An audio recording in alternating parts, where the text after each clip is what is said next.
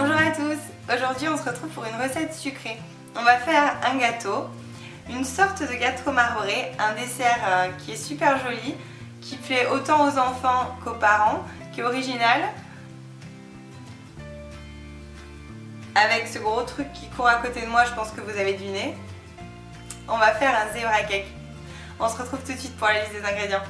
Alors on aura besoin de 300 g de farine, 200 g de sucre, 15 cl d'huile végétale, 15 cl de lait, 4 œufs, un demi-sachet de levure chimique, 30 g de poudre de cacao non sucré et 2 cuillères à café d'extrait de vanille. Alors pour commencer, on vient casser nos 4 œufs dans un récipient. On y ajoute le sucre en une seule fois et ensuite on vient mélanger le tout jusqu'à obtenir un mélange homogène. On n'a pas besoin de faire blanchir la préparation, donc inutile de fouetter trop longtemps.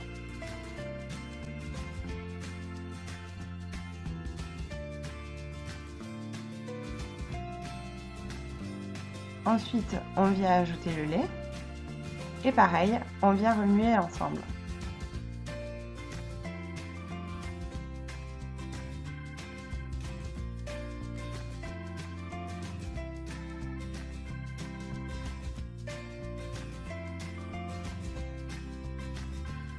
On met la préparation de côté, le temps de prendre la farine et d'y ajouter la levure chimique.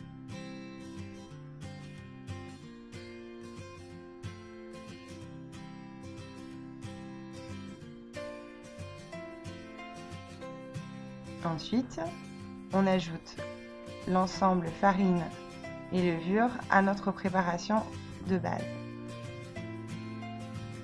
On vient remuer le tout en commençant par le centre et en écartant nos cercles petit à petit pour bien incorporer la farine et pas faire de grumeaux. Une fois qu'on obtient une préparation bien lisse, on la met de côté et on vient prendre deux bols. Un qui servira pour la préparation vanille et l'autre pour la préparation chocolat. Pour le chocolat, je mets la poudre de cacao à laquelle j'ajoute 2 cuillères à soupe d'eau pour que mes deux pâtes aient la même texture. Je mélange bien, il faut avoir une texture bien crémeuse. Si jamais c'est trop épais, rajoutez un peu d'eau. Je verse ensuite ma préparation dans mon mélange de chocolat. Je verse donc la moitié, puisque je garde l'autre moitié pour la préparation vanille.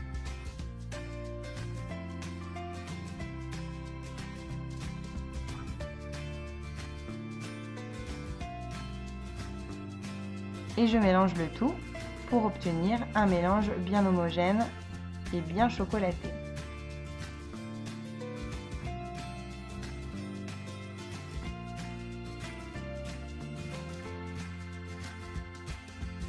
Voilà, on obtient une texture bien lisse et bien brillante.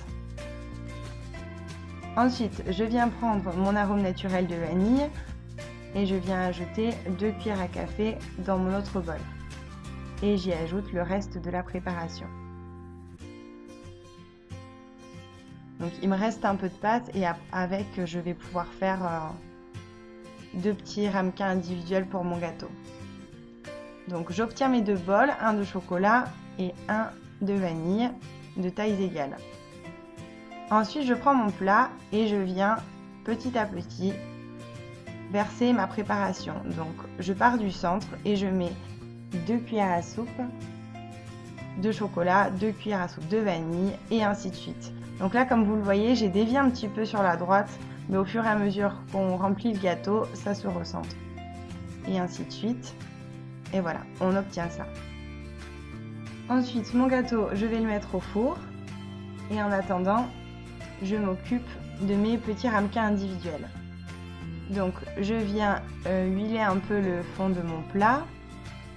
Et je mets un petit peu de farine que je répartis un peu partout pour éviter que ça colle.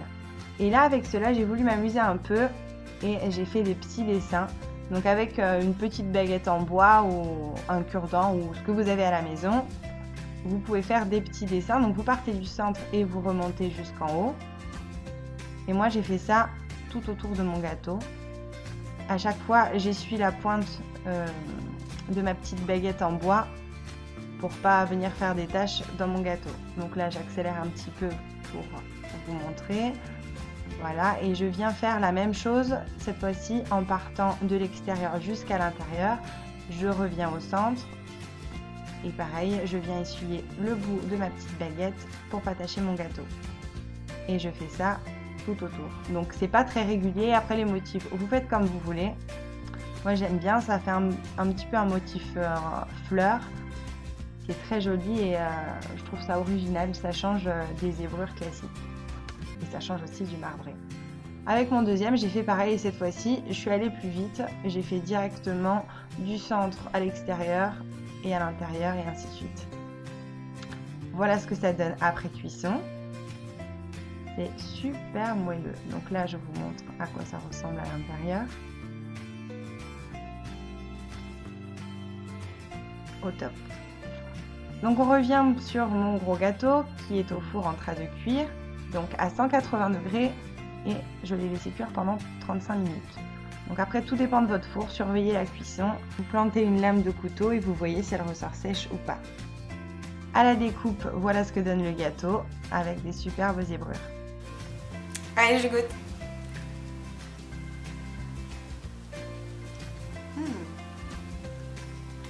Miam miam.